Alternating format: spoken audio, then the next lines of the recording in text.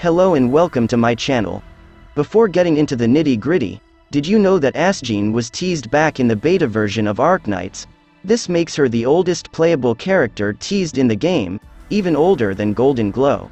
Elena Erbica, or better known as Astgenne in Rhodes Island, is a caster from the Chain Caster archetype. Her attacks deal arts damage and can jump to up to 4 nearby enemies at Elite 2. However, each jump deals lesser damage and inflicts a 0.5 seconds slow on the enemies. Operators from this archetype generally boasts decent attack but has a higher DP cost and slower attack speed as a trade-off. Since Astgenne is a welfare operator and her potentials can be obtained with farmable event currency, it's highly recommended to purchase them if you plan on building her, as it reduces her DP cost by 3, shortens her redeployment time by 10 whole seconds, and slightly increases her base attack. Moving on to Astgenne's talent, her attack speed will gradually increase the longer she stays in the battlefield, stacking up to a total buff of 20%. This talent is very beneficial to Astgenne's overall kit. Increased attack speed not only improves the number of basic attacks made in a certain duration, but also increases the damage and slow inflicted onto the enemies and benefits her second skill, which we'll take a closer look at it later in the video. The main drawback of this talent is the time taken to get the maximum stacks, as it encourages you to deploy Astgenne as early into the stage as possible, which isn't practical in most scenarios due to her high deployment cost. Other than that, it's a great talent to boost Astgenne's overall damage. Next up are her skills.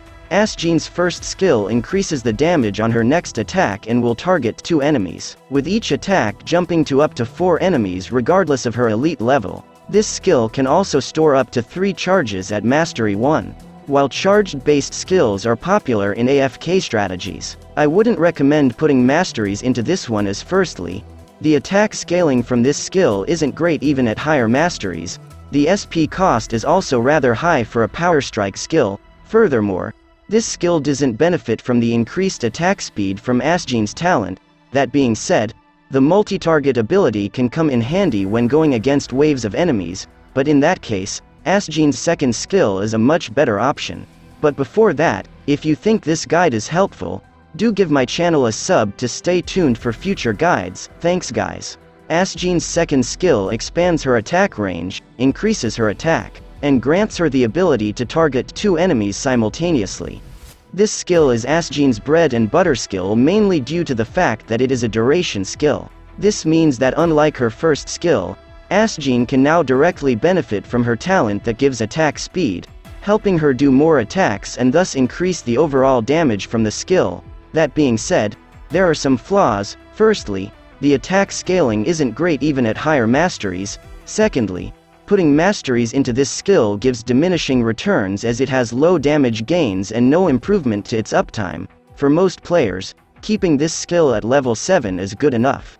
Last but not least, we have her module. At stage 1, the damage reduction after every jump from her trait is removed. This is great as it directly increases her damage output from both her basic attacks and skills when attacking groups of enemies. The other stages from her module improves the attack speed scaling from her talent, increasing the attack speed limit from 20% to 28%, and decreasing the time taken to obtain maximum stacks from 75 to 70 seconds. I would highly recommend unlocking the first stage of her module. As for the other stages, it is good to have but not necessary, especially since the materials required to unlock the higher stages can be quite costly.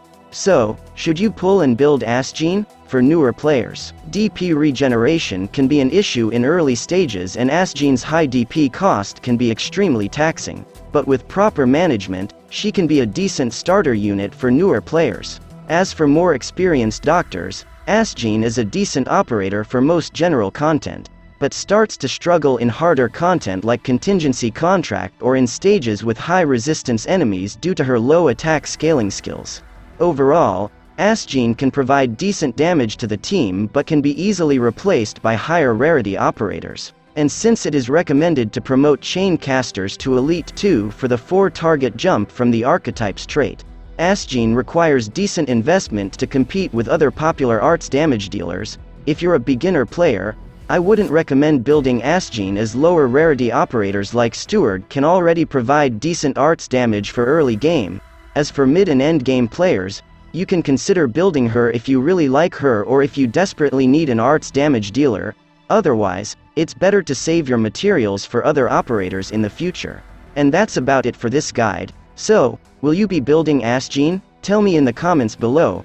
Hope this guide was helpful in introducing the new welfare operator, and do subscribe to my channel for future guides like these.